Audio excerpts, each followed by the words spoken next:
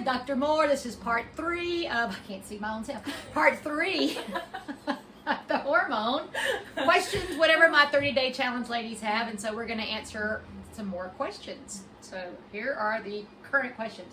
Okay. She is 65 years old, and she wants to know how long she needs to, I think, take hormones. Yes. Yeah, so that's a great question. Sometimes people kind of get the idea that you can take them for a while and then that will straighten out your hormones.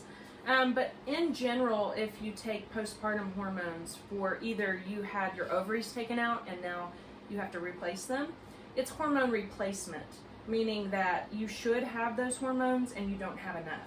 So in a perfect world, women who are postmenopausal would still have enough estrogen to keep them steady and stable. And it's not just your ovaries that make your hormones. So our adrenal glands make our hormones. Right. And if our adrenal glands were perfect, we might not need estrogen replacement, progesterone replacement. But a lot of our adrenals are not healthy.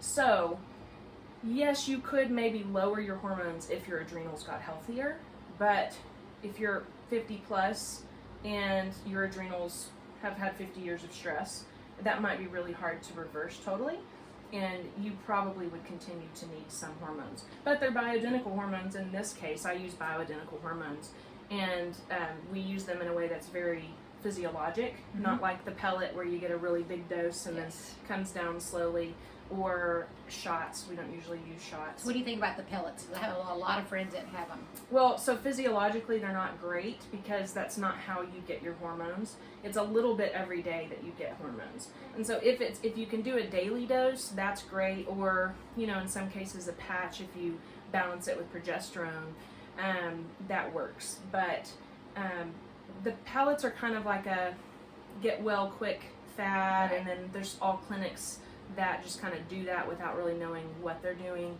I've seen a clinic give women testosterone pellets, and their testosterone is through the roof, and the uric acid goes up, and they have gout, and they lose their breasts, and so it's kind of a fad, and I'm really not into fads. I'm into good science and good medicine. So bioidentical hormones is what I like to use. I use King's compounding a lot for that because they're really picky about their hormones, and so small doses every day is what I prefer. So, to answer her question about needing hormones, long term, it's probably for your best health. Every cell in your body needs estrogen, but it needs to be at a low enough dose that it's not dangerous, and it needs to be balanced with progesterone. So do you think your estrogen, are there different levels that you need? So when you're 45, would the levels be on a scale of 1 to 5, say a 3 when you're 45, but it should be a 2 when you're 65, or is it all the same? It does naturally go down. If you look at the lab paperwork, it'll say this is for a woman, in luteal phase, follicular phase, at ovulation, or postmenopausal. And the postmenopausal numbers are really low. However, if you want to feel younger, then we try to get your hormones at a younger level. Does that make sense? Oh, yeah, for so sure. That's what we don't like about aging, is we don't like to feel old. So so we can kind of cheat age and feel younger. I don't know if it'll help your eyes, Susie. But you should, if you want to feel younger, you need younger female hormones. And by younger, I actually just mean healthy levels of hormones. Again, in a perfect world, we probably wouldn't be so low in estrogen and progesterone if our adrenals weren't shot and it was perfect. Right. So yes, and that's what the case was with me for your adrenals. Okay, let's see. Okay, let me go back. When you do a thyroid test and currently on medication for thyroid, do you typically take your meds that morning if you're going in for a test that morning? Okay. That's a great question. If you're on natural thyroid hormone like NP thyroid, Armour thyroid, there's a couple of other ones, but those are most common. If you're on those, it's important to skip it the day of your lab. And 100% of the ladies are on thyroid said their doctors told them to take it before they went in. Yeah, and they're probably mostly on levothyroxine, which is the synthetic one. Okay. So with that one, you can take it the morning of. It kind of just, it depends on the medication's peak time and all of that. So in general, doctors don't put a whole lot of emphasis on it. For me, I have a notice that goes out to my patients that says skip it if it's natural It's thyroid, natural. and if it's not, you don't have to. Okay. So it's a nuance that probably a lot of offices don't even address, because Yeah. it's just one more detail that they have 4,000 patients and Right.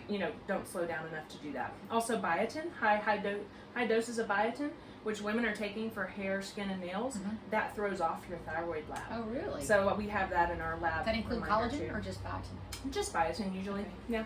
Huh. Yeah. Interesting. Good Learn question. something new every day. Mhm.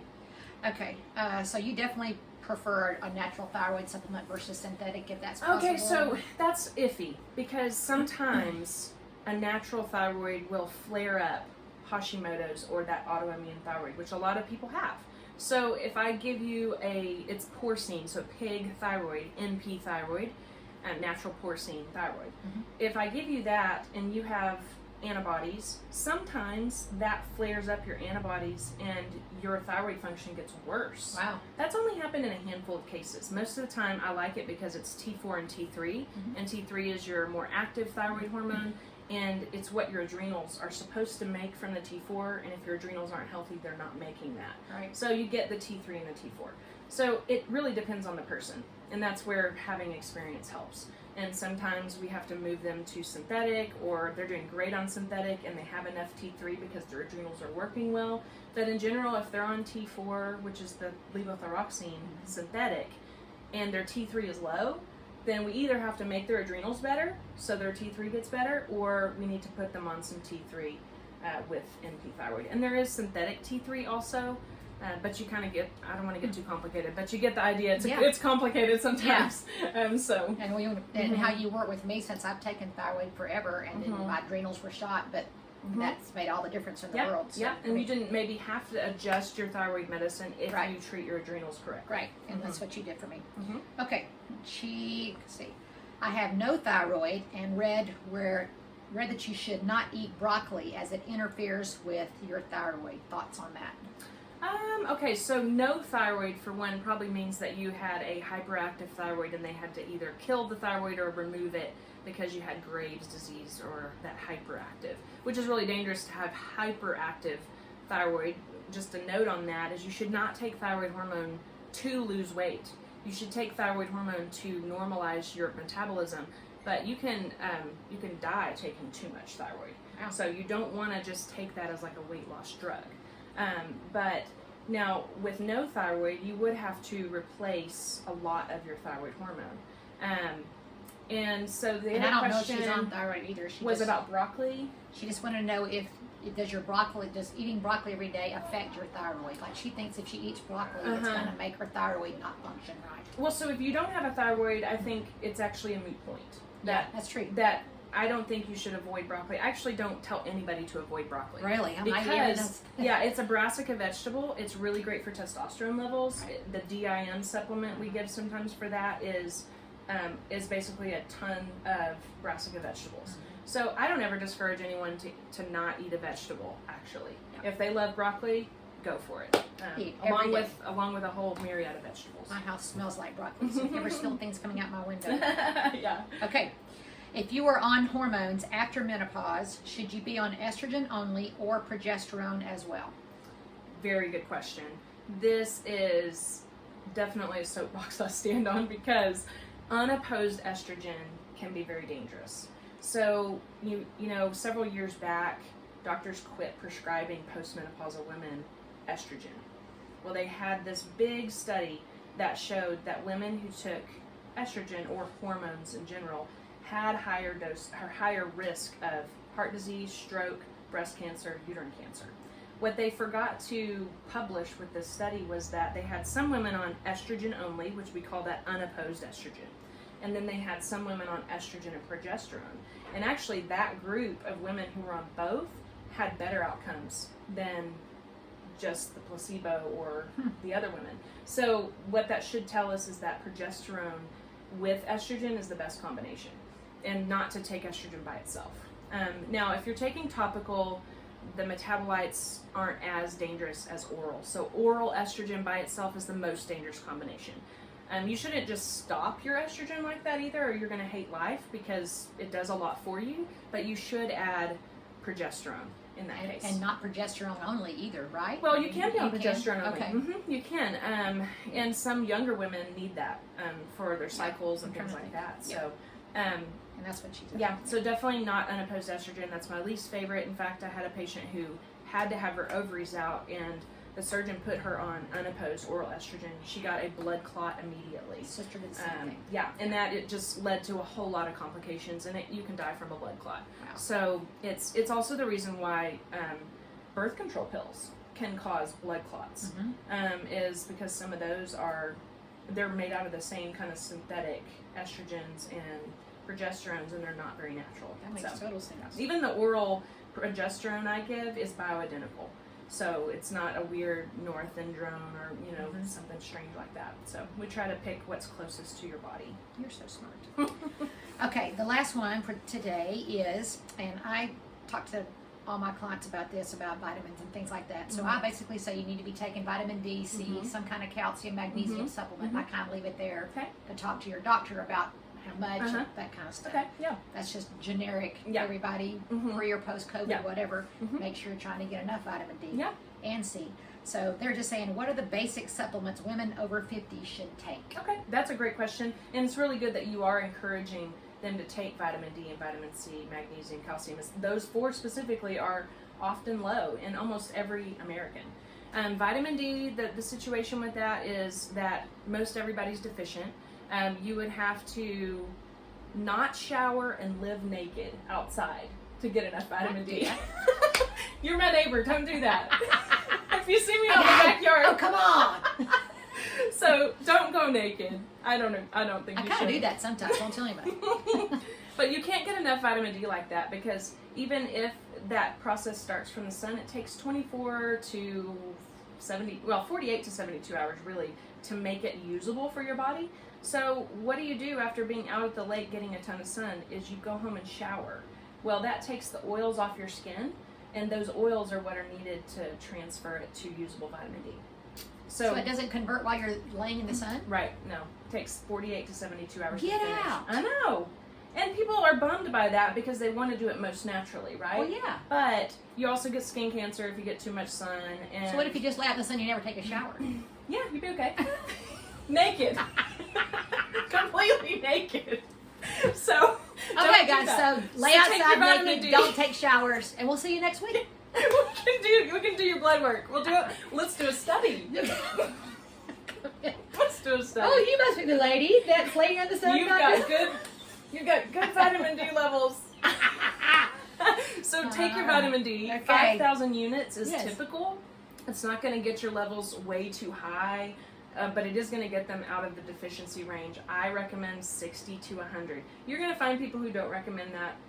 I don't care, actually. Right. That's my. I mean, back in the day, they were like, "No, if you take vitamin D, you're going to be toxic." And then when I came here, you're like, "No, you'll be taking more." I was like, can't do that. I've always heard not to." Yeah, and then the COVID study showed that if your D levels were under 20, you were one of those people in ICU who are dying from COVID. Right. And there was a lot going on about, well, too much vitamin D is dangerous. It was just a bunch of minutia, because you can save lives with vitamin D during COVID or flu. We lose way too many people from flu every year. And it's because they're vitamin D deficient. Right. So I push all my patients' levels up to over 60 if I can. And most people aren't taking enough. Now, don't give your kid 5,000 units a day of vitamin D. They're not they're not adults. So they need more like 1,000 or 2,000 depending on their age. Wow, we still see a lot more than I thought it would be. Yeah, we see kids here, and I make recommendations on that as well. So the vitamin D is really important. Vitamin C, we're almost all deficient in, but if you eat enough fruits and vegetables, you might have enough vitamin C. It actually keeps you from getting sunburned. Did you know that? I did know that. Yeah. I did know that. It helps. So vitamin C is really important for skin health. So if you're getting wrinkles and you think, golly, then you're probably, you need to hit the C pretty hard. Vegetables, fruits, or supplement, or both. Multivitamin, I really like that. I don't like most of the vitamins over the counter, and if you've known me at all, you know I'm a vitamin snob. I have my favorite forms of folic acid, my favorite forms of B12. I'm a nerd. Right. So I have you're the best. That's what I do. Yep. So I put my patients on a good multi that kind of, again, is very specific to their needs. So I can't say, one is for everybody. Right. But I do put them on a multi, the vitamin D, C, omega-3s is a big one. Most of us don't eat enough vegetables or wild-caught salmon, or our fish has mercury in it, and so... So do you have to take D with an omega? Do you have to take... Can you take your omega? Because there's some not that have with, you don't have to. Now, K is an argument that you need to take vitamin K with D. Yes. But if it's in your multi, you're good. Okay. But omegas you need to take with food because they're an oil. Most of your supplements you should take with food anyway. Right. In capsules rather than tablets. Right. And so they will absorb better. But omega-3s are super important. We're low on them. It affects people's irritability, their mood, their ability to focus. I take it every day. My husband and I joke and say omega-3 saved our marriage because it Really? helps with irritability. Oh yeah. So and brain health, right? Brain health, and yes. that's kind of the irritability picture is if your brain is overstimulated, or ADHD symptoms, things Yes. like that. You can take a bunch of omega-3s. Now, some of it is contaminated, so you don't get the cheapest omega-3 out there. Nordic Naturals is really That's good. what I take. Yeah, so you have to be choosy, and again, that's where the nerdiness comes in of like not just any Absolutely. vitamin off the counter. So you can actually hurt yourself with bad omega-3s. So better to spend a little more money. Very good. And then probiotics are really important. Yes. Because most of our guts are torn up, and we actually have more bacterial cells in our bodies than we have human cells. So that's kind of hard Right. concept to grab, but our bacteria cells are really important for our health. Right. And so a spore biotic is kind of what I go with, which is in the spore form, it gets through your really heavy stomach acid and can actually get to your intestines. So sometimes people buy over the counter and it's been hot in a truck and they're dead bacteria. Yeah. So you're buying a dead bacteria for $30 a bottle, Right. and it's doing nothing for you. That's interesting. Yeah, so those are probably many of the ones I would say generically. So when I'm coaching people eating, I'm trying to get them to eat a prebiotic, like asparagus, Vegetables, sauerkraut, whatever, and then like a probiotic, any kind of yogurt, anything like that. So they're getting that in their daily, in their meal plan. Good. Try to help them do that as well, and so they get that a little bit more naturally. Yeah, and some people may need more than others. Some people Absolutely. just their diet will do it, Right. Depending on the damage in their health, their I think gut that's health. it. The hit question. Oh. When you want to ask that, Yeah. We'll do it. We're going to stop this one so we can do one more. Oh, okay. Because that's going to be a long one. So. Okay, great. All right, so we're going to do one more, part 4, and we'll see you guys next week. Bye.